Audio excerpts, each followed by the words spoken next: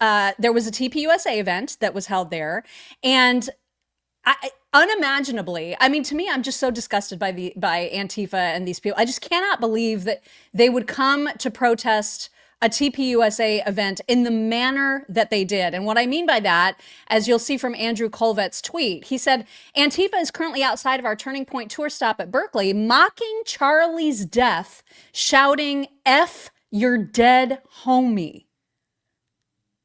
What? I mean, you can protest like an event that you disagree with for whatever reason, but to mock someone's death in that way is so vile. And I almost didn't believe it until I saw the video and heard that that's exactly what they were saying. And just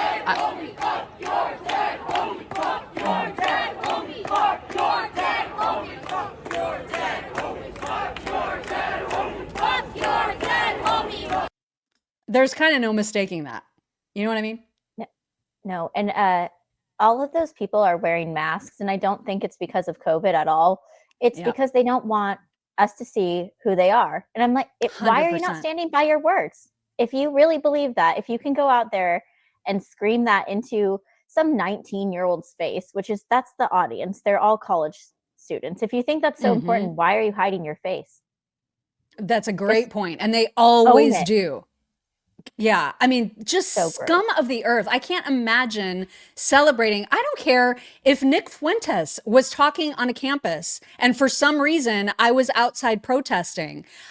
If Nick Fuentes was the one that was assassinated and then there was like a Groyper convention that I was protesting, I would never say that. Like, I just cannot imagine what kind of evil has to be inside you. And then in a group setting to just chant something like that, I just can't, I can't, there are no words. You know what I mean? I just cannot imagine that people do that, but they do, clearly. But they can suck it because, as you can see from this screenshot that Andrew Colvett also posted, they had a packed house. This was at Berkeley, you guys. Like, just soak that in, that one of the most liberal, progressive, weird indoctrination centers in the country was filled with TPUSA supporters. That made my heart happy after seeing the evil in the video just before that.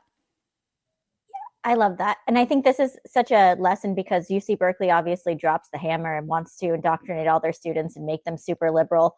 And college students kind of had the same reaction all the time, which is they want to do the opposite of whatever the authorities say. And it has made UC Berkeley consistently one of the biggest college Republicans and Turning Point groups like in the country. It was actually the biggest college Republican. UC Berkeley had the biggest college Republicans group in the country when I was in school, which was a very long time ago now. Okay, shut up.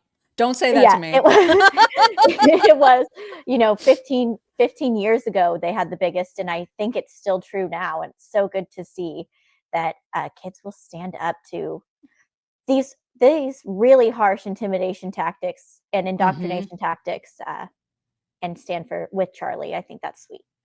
It is. It's awesome. And unfortunately, because this is Antifa that we're talking about, there was violence outside of, this event hall, wherever it was. It wasn't just screaming horrible things about Charlie. It was like people getting into fights. It was violent. They were trying to prevent attendees from either getting inside or from coming out safely. They're absolute psychopaths. And, Democrats are still trying to tell us that Antifa doesn't even exist. And yet they come to these protests, they act like violent criminals. And then, unfortunately, they got cover from the local CBS affiliate, which tried to say, well, mostly it was a peaceful protest. I mean, listen to this report.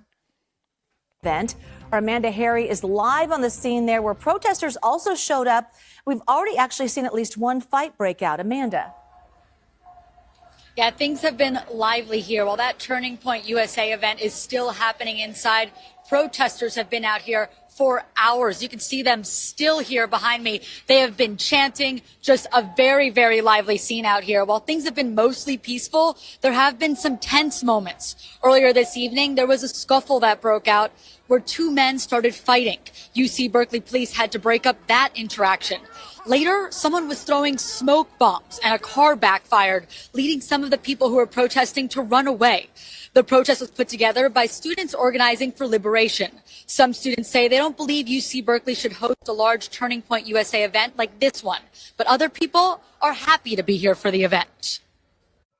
Turning Point USA should not be here, and they are like a fascist organization, and nobody here agrees with what they are saying. And obviously Charlie Kirk has been a big issue with like a lot of college campuses and people on college campuses. So we just think like, I mean, obviously I didn't really follow him a lot, but knowing what he did and knowing the things that he was saying, it's just like vile and disgusting. So we don't want to support his organization, and I don't think that the Berkeley chancellor should have let them come here.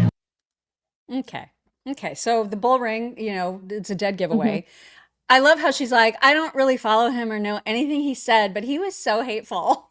Okay. No. You idiot. I mean, what? And then, of course, these are the people, the Antifa people, who are supposedly anti-fascist, calling for groups to be silenced, which is fascism, you guys. I can't.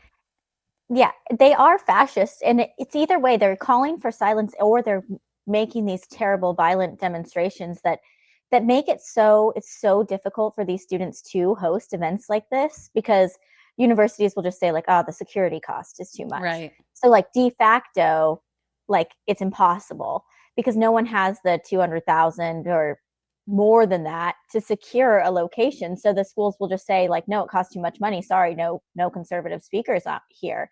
They are shutting down free speech, and then they think they're fighting fascism. I mean, clearly UC Berkeley is failing some of their students with this. It's such a joke, though, and it's such a stunning lack of self-awareness on the part of the people that are part of the agitating group. I mean, I don't know how they say the things that they say and don't hear the things that are coming out of their own faces. Like it's incredible to me. It's absolutely incredible. These are definitely people, by the way, who don't know anything about saving or retirement or finances. I can guarantee you that. And I can guarantee you that none of them are smart enough to consult with Zach Abraham from Bulwark Capital Management, who is our guy when it comes to all things retirement. Once again, Zach is going to be hosting one of his famous webcasts, a webinar. This is happening on November 20th. Okay, so mark your calendar for November 20th, because in this particular webinar, he's going to be talking about AI and the impact that AI can have on the market, whether or not you're protected from impacts in AI. But always they talk about how Bulwark's approach is so different in that they want to mitigate risk while also making you the most amount of money possible. So these are free. You can sign up for free. You can do that at knowyourriskpodcast.com. You can also subscribe to Zach's daily market recap by going to knowyourriskpodcast.com, and you can schedule your own risk portfolio review, which can really just serve as like a second opinion. If you've already got a retirement person that you like, that's fine, but there's nothing wrong with seeking a second opinion, and Zach is one of the best to do it because he is an unapologetic conservative. It's why we love him. Again, it's knowyourriskpodcast.com. Investment advisory services are offered through Trek Financial LLC, an SEC registered investment advisor. Investments do involve risk and are not guaranteed. Past performance does not guarantee future results. Trek 25338. All right, let's talk about just one sort of tangentially related protest, because Antifa, the pro-Palestine weirdos, it's all the same. They're all paid leftist agitators. And they seem very, very proud of the fact, in New York City at least, that Mamdani was elected and campaigned on a message of essentially defunding the police. And if he tried to walk away from that, too bad. We've got all of his past statements about defunding the police and basically handicapping them. And the protesters, as you'll hear from their ringleader, whoever this woman is, very, very happy about the fact that I think 2,500 cops have decided to either retire or leave the NYPD because they know what's coming. And these agitators want to make life even more difficult for cops. Take a listen. 2,500 police officers resigned this year, a record number.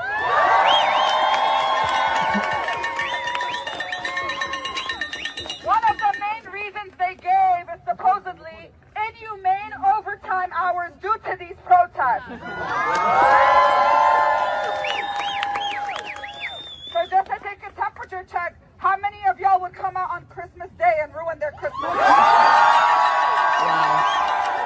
So if y'all are down, we're gonna take over Christmas and New Year's too. We're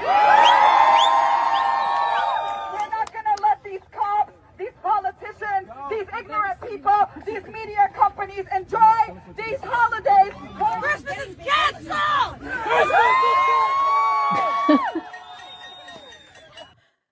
This is psychotic behavior. It is, and so funny in New York City that they're mad at the media and the politicians and everybody. Everybody but the cops is a liberal in New York City. So who are you mad at? I think you're mad at your own people. It's just I'm just so disappointed in how many young people are buying into all of this nonsense, and that they don't hear what's coming out of their own faces. They're not recognizing that what they are saying is totally incongruent with what they claim to stand for. It's just, it hurts my heart that so many of them are like this. Like, what? Where are your parents? What have they done to you? Everything is so messed up with this crowd of people.